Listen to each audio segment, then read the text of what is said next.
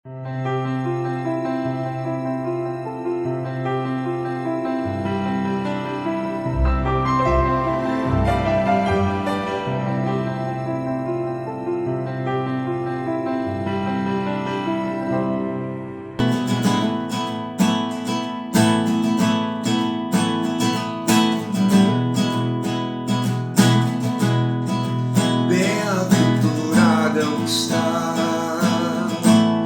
firmado em tua casa,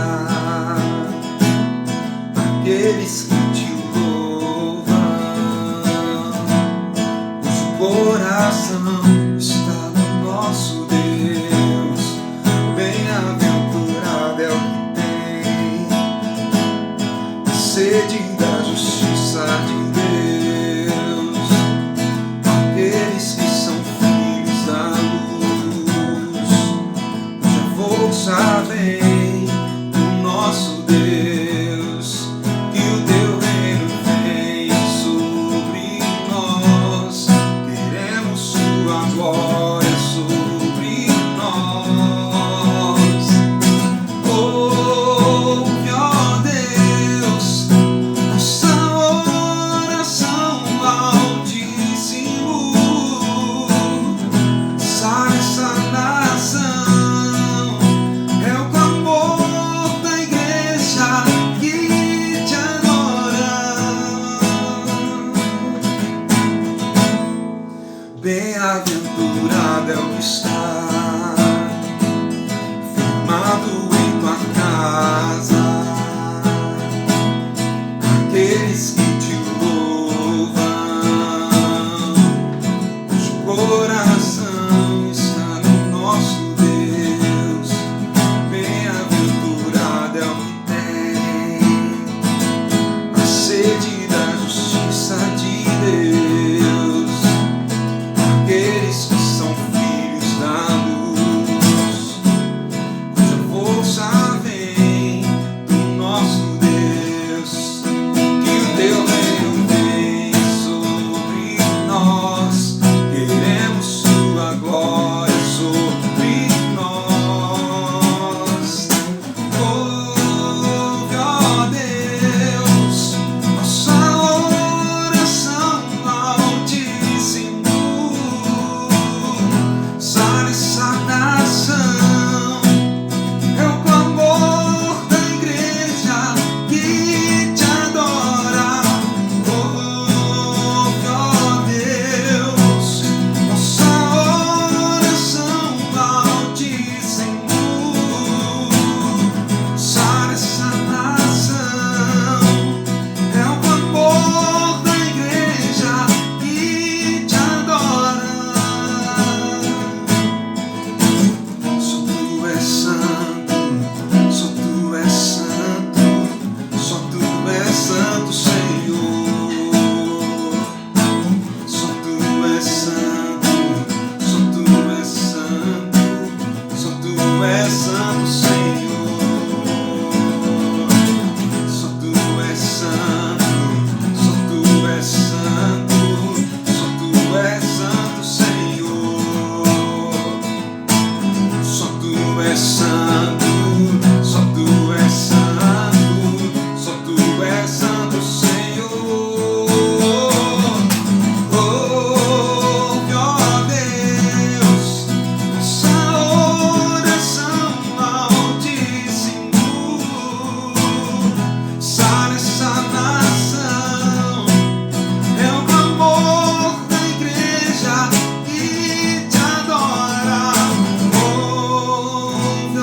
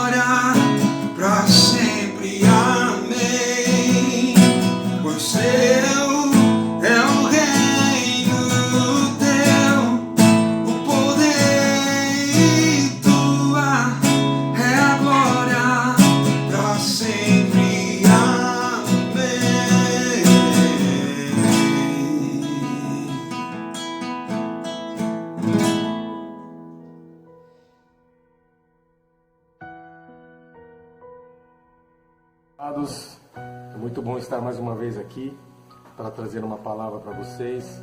Mesmo que não estejamos reunidos, estamos em espírito e essa distância não nos separa.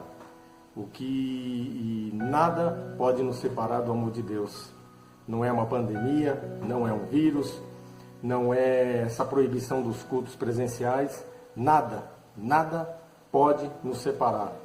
Graças ao bom Deus que temos essas ferramentas hoje, que nós podemos nos comunicar, mesmo estando cada um na sua casa, cada um isolado, cada um com o seu familiar, e é muito bom estar aqui. E eu queria trazer uma palavra para você hoje, que ela está no livro de 1 Pedro, no capítulo 1, no versículo 13 ao 16. E eu coloquei o título dessa mensagem chamando Esperança e Santidade na Adversidade. Porque não tem sido tempos fáceis, né, meus irmãos? Não tem sido tempos fáceis. Os dias maus chegaram. A palavra de Deus diz que esses dias haveriam de vir, mas que nós precisaríamos estar arraigados, estaríamos ligados a Ele e nós passaríamos, mas que esses dias eles não estão longe de nós. Ele não passa longe de nós por nós estarmos na presença de Deus, né? E nós vamos passar por isso. Nós não estamos isentos, sendo crentes ou não crentes, cristãos ou não cristãos, crendo ou não crendo em Jesus. Nós vamos passar, mas eu quero dizer hoje é que como nós vamos passar, que jeito que nós podemos passar e quais são as coisas que nós podemos nos apegar para nós passarmos. Jesus tem uma mensagem para nós neste livro. E eu quero ler com vocês o livro de 1 Pedro, o capítulo 1, versículo 13 até o 16. Diz assim, versículo 13. Portanto, estejam com a mente preparada, prontos para a ação. Sejam sóbrios e coloquem toda a esperança na graça que lhes será dada quando Jesus Cristo for revelado. Como filhos obedientes, não deixem amoldar pelos maus desejos de outrora, quando viviam na ignorância. Mas assim como é santo aquele que os chamou, sejam santos vocês também em tudo o que fizerem. Pois está escrito, sejam santos, Jesus dizendo para nós, sejam santos como eu, o seu Salvador, sou santo. Uma vez que vocês chamam Pai aquele que julga imparcialmente as obras de cada um, portem-se com temor durante a jornada terrena de vocês. 18. Pois vocês sabem que não foi por meio de coisas perecíveis, como prata e ouro, que vocês foram redimidos da maneira vazia de viver que lhes foi transmitida por seus antepassados, mas pelo sangue precioso de Jesus Cristo, como de um cordeiro sem mancha e sem defeito. Glória a Deus. Senhor Jesus, estamos aqui, Senhor, para transmitir a sua palavra, Pai. Que o teu Espírito Santo use a minha boca, Senhor, para transmitir a santa palavra de Deus. Pai, a voz é minha, mas, Senhor, o poder, a graça, a misericórdia é tua, Pai. Que o Senhor possa ter liberdade aonde quer que a minha voz chegar, Pai. O Senhor possa ter liberdade, Senhor Jesus. Nós te pedimos e já te agradecemos. Amém. Pedro, quando estava escrevendo esse livro, provavelmente os historiadores dizem que era no período dos últimos dias da sua vida e um período muito difícil da igreja. Um período de grande perseguição por parte de Roma. Era uma época em que Roma ela havia sido queimada. Não sei se você lembra do Nero, aquele que botou o fogo em Roma, ele colocou o fogo em Roma e perdeu a proporção daquele fogo. Na verdade, os historiadores falam que ele era um homem que ele gostava muito de construir. E ele gostava tanto de construir que ele acabou botando fogo para poder destruir e construir novamente. Mas o fogo ele tomou uma proporção que fugiu do controle. E houve muita destruição, inclusive morte de muitos romanos, de muitas famílias romanas, né? E por conta disso, ele quis se isentar da sua responsabilidade e começou a espalhar boatos que teriam sido os cristãos que tinham colocado fogo em Roma. E essa notícia se espalhou e começou uma grande perseguição. E Pedro escreve essa carta aos cristãos que estão ali em volta daquela região, que se mantessem firmes. E ele diz na 1 Pedro, no capítulo 1 mesmo, no versículo 3, bendito seja o Deus Pai do nosso Senhor Jesus Cristo, conforme a sua grande misericórdia.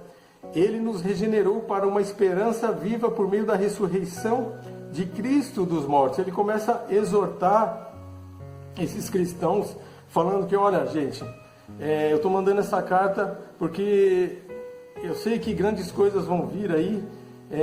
Nero está perseguindo vocês e provavelmente o jeito de Roma lidar com os cristãos era de uma maneira muito cruel, né? E ele fala para você, olha, vocês foram regenerados, vocês se tornaram nova criatura. Regeneração aqui fala de uma nova criatura. Regeneraram para uma nova esperança. Vocês agora creem numa esperança viva, né? Vocês vocês têm um outro objetivo agora. E outra, vocês já não vivem mais por vocês. Vocês vivem agora por essa esperança. Então não temam. E Pedro continua dizendo no versículo 4, para uma herança que jamais poderá perecer, macular-se ou perder valor, herança guardada nos céus. Pedro, ele incentiva aqueles judeus e gentios que foram convertidos, que estavam ali naquela situação de perseguição, a se manterem perante o Senhor naquela esperança, porque aquela herança, porque provavelmente Pedro já sabia que eles iam ser mortos. Roma não iria perdoar, mas ele já estava garantindo, vocês têm uma herança. Eu quero falar para você cristão, você tem a sua herança. Você tem a sua herança guardada, que jamais ninguém pode pegar, ela não vai se estragar, ela está guardada nos céus, para mim e para você, para aquele que colocou a sua esperança. Que mediante a fé, e ele continua no versículo 5, que mediante a fé são protegidos pelo poder de Deus. Queridos, a nossa fé, ela tem sido provada. A nossa fé tem sido provada. O cristão, ele tem sido provado nesses dias. E eu convido a você a confiar naquilo que você não vê, porque nós não vemos Cristo. Nós acreditamos em Cristo pela fé. Pela fé que nós estamos recebendo essa proteção. E é pela fé que nós vamos vencer essa batalha. É pela fé que nós vamos atravessar. É pela fé. Ele deixa bem claro, Pedro, inspirado pelo Espírito Santo, diz, aqueles cristãos, e eu digo para você hoje, tenha fé. Aumente a sua fé, porque a sua fé é protegido pelo poder de Deus. Até chegar ao dia da salvação, ela é protegida através da fé. Queridos, nisso você tem que se alegrar. Nisso você tem que se alegrar, é o que ele diz no versículo 6. Nisso vocês exultam ainda agora, e por isso que eu digo que eles estavam sendo perseguidos, por um pouco tempo, devam ser entristecidos, por essa provação que vocês estão tendo. Por essa provação que vocês estão tendo. Ele diz que nós devemos se exultar. Isso quer dizer se alegrar. É difícil. Como se alegrar numa situação como essa que eles estavam vivendo? Como se alegrar numa situação como essa que nós estamos vivendo? Mas a palavra de Deus, ela é bem clara. Ela é bem clara, queridos. Devemos nos alegrar. Primeira coisa, a nossa fé, ela vai nos proteger. Ela vai nos proteger se não de nós morrermos, mas ela vai nos proteger de uma morte eterna. Ela vai cuidar de nós. E a nossa herança, querido, não está aqui. A nossa herança não está aqui. Ela vai ser provada, a nossa fé tem sido provada. E Pedro, ele continua falando com essa igreja. Essa carta, veja bem, que ela foi feita num momento muito difícil da igreja, um dos maiores momentos, os maiores, mais terríveis momentos da igreja. Mas Paulo queria deixar bem claro, existe esperança, existe santidade na adversidade. Tem que existir esperança, tem que existir santidade na adversidade. E aí que eu chego aonde os versículos que eu falei para nós no começo. No versículo 13, ele vai nos falar desse encorajamento. Uma das coisas que Pedro nos fala também é desse encorajamento. Uma das lições, eu quero falar agora de algumas lições.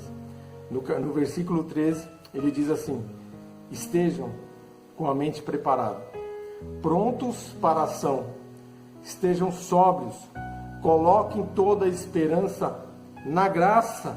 Ele repete aqui, na graça, a esperança viva, na graça que será dada quando Cristo for revelado. Ele deixa bem claro aqui que não tirarmos o foco. O que ele quer dizer? Não tire o foco. Queridos, não tire o foco da esperança viva. Não tire o foco do verdadeiro, essa esperança que não pode perecer. Queridos, eu preguei há pouco tempo que a esperança que nós temos nesse mundo, ela é perecível. Ela muitas vezes ela vai se frustrar, ela vai perder a validade, ela muitas vezes não vai acontecer. Mas a esperança em Jesus, essa não se frustrará. Essa espera que você tem em Deus, seja nessa terra, ela pode não se acontecer, mas ela vai acontecer no dia que nós seremos arrebatados com Ele, na nossa morte ou na nossa transformação com Ele. Não tire o foco da esperança. Estejam alertos, estejam sóbrios, não vacilem, não vacilem. A esperança em Cristo não é em vão, ela é real, ela não pode, eu volto a dizer, ela não pode se frustrar. Ela não pode se frustrar. A esperança do mundo, sim, ela é bem possível. Olhe para Deus. Eu te convido, olhe para Ele. Então, primeiro, encorajar que eu te deixo neste dia, não perca a esperança. A esperança no autor da fé, a esperança na nossa rocha viva, na nossa base. Ele pode nos sustentar e Ele tem nos sustentado, querido. A nossa fé, ela nos protege, ainda que esse corpo, ele venha a ser queimado, ainda que ele venha a ser doente. E eu quero falar para você, queridos, a Nero fez uma perseguição terrível nos cristãos. As provações que Pedro fala para aqueles irmãos não eram meras provações, eram perseguições ferrenhas. Cristãos foram colocados em arenas com animais ferozes e foram rasgados as suas carnes, foram comidos vivos. Cristãos foram colocados em jardins para serem iluminação daqueles jardins. Se enchia o corpo de piche e se acendia os corpos vivos daquelas pessoas para iluminar. Muitos foram crucificados, decapitados. Queridos, a provação que nós passamos hoje, muitas vezes não é comparado com a provação que eles passaram. E mesmo assim, Pedro ainda fala para eles, exultem. Exultem na esperança de vocês. Exultem quer dizer se alegra, porque mesmo que vocês morram, vocês vão viver. O cristão é assim, querido, mesmo que ele morra, ele vai viver. A nossa esperança, eu posso te falar, aqui na terra ela vai se frustrar. Ela vai se frustrar, querido, de uma maneira ou de outra, mas a esperança que nós temos em Deus não vai. E ele continua, e ele dá outras lições maravilhosas para nós. Como filhos obedientes, não se deixem amoldar pelos maus desejos de outrora, quando viviam na ignorância. Mas assim como é santo aquele que os chamou, sejam santos também em tudo o que fizerem, pois está escrito: sejam santos, porque eu sou santo, diz o Senhor.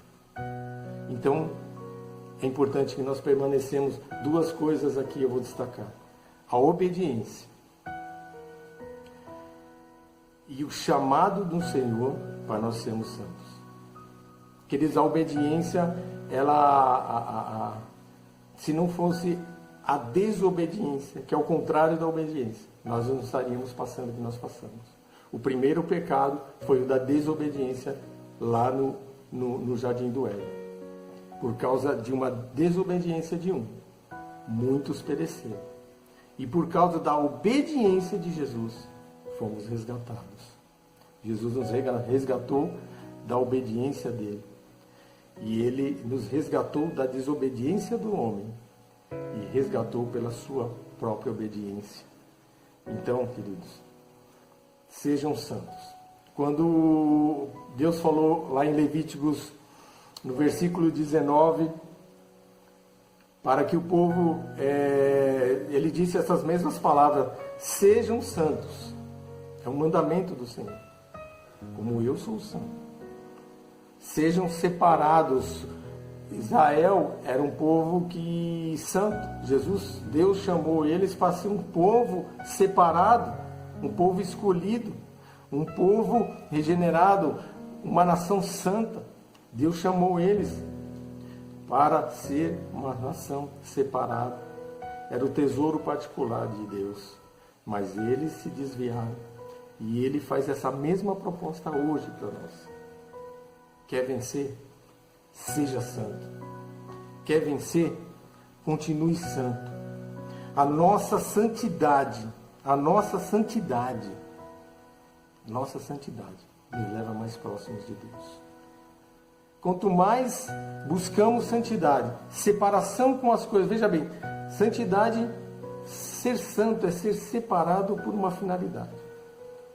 Quando Deus chamou Israel, ele queria uma nação separada daqueles povos idólatras que faziam tudo que não prestava. E o Senhor vem chamando o teu povo para ser santo.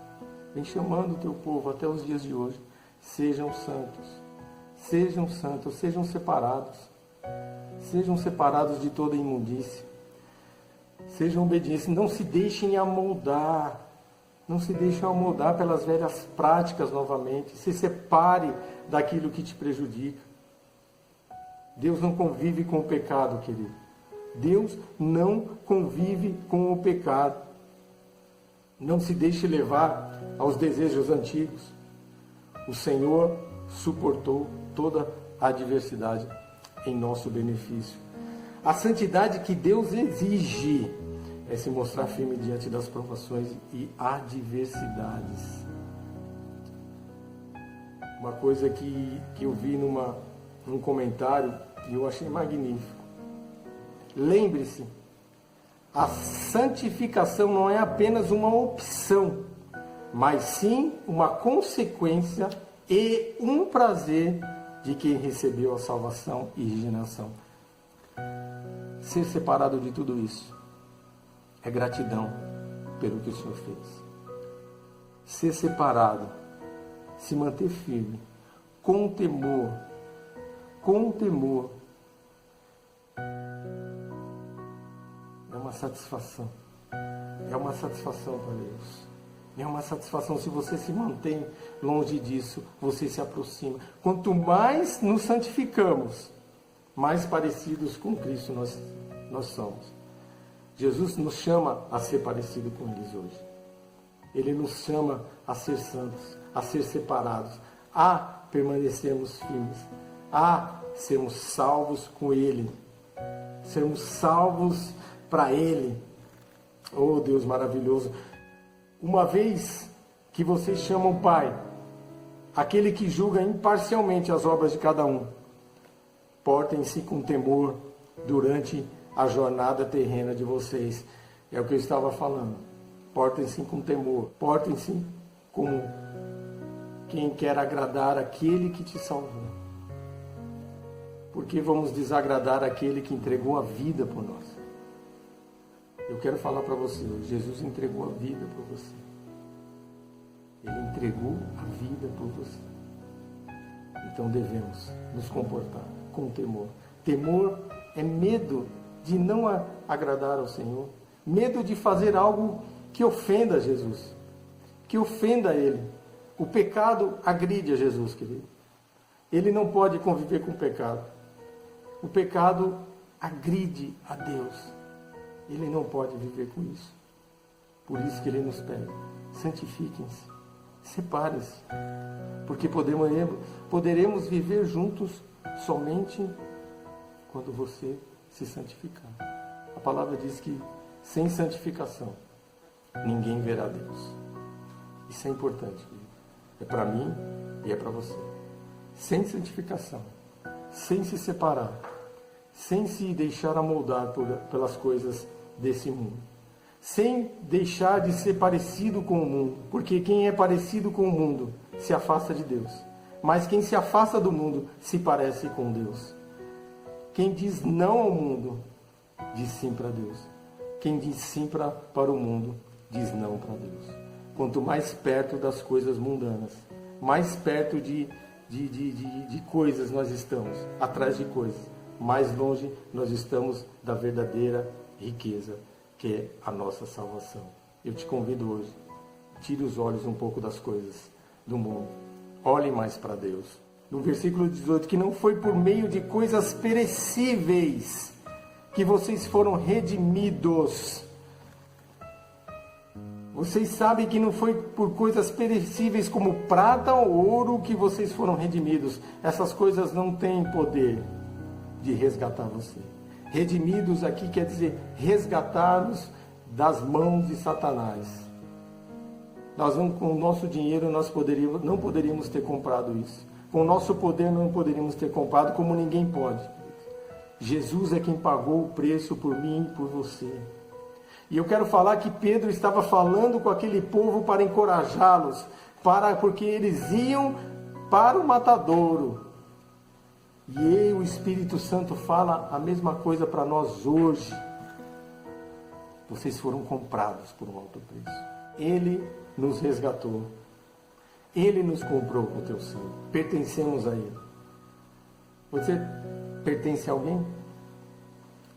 Eu pertenço a Jesus. Queira esse privilégio de pertencer a Cristo. É um privilégio pertencer ao autor e consumador da fé. Todos aqueles quanto o confessarem e entregarem sua vida serão chamados filhos de Deus. O capítulo 1 mesmo diz que Pedro fala para ele que eles foram regenerados, ou seja, tiveram uma nova vida. Hoje é um dia que você pode apenas deixar o Espírito Santo. Entregue a sua vida. Deixe o Espírito Santo. Dê liberdade. Se quebrando. Olhe para a sua vida. Nós precisamos dele, querido. Vamos orar. Senhor, nosso Deus e eterno Pai, nós te agradecemos. Nós te louvamos e te adoramos, ó Pai, pelo teu grande amor, pelo teu cuidado, Senhor, por essas orientações, porque o Senhor é o mesmo ontem, hoje e eternamente. O Senhor fez no passado, o Senhor continua fazendo agora, Pai, nos exortando, nos alegrando, Pai, nos ensinando o que devemos fazer e crendo na esperança viva, Pai, porque ainda o melhor está por vir. O melhor está por vir, Pai. E é nisso que nós nos apegamos, ó Pai. Nesta esperança viva, Pai, em Te ver, em Te conhecer, Pai. Ó Jesus, nos ajuda a chegar lá, Pai, através deste Teu Espírito Santo deixado. Em nome de Jesus, Pai, eu Te agradeço para sempre. Amém. Amém.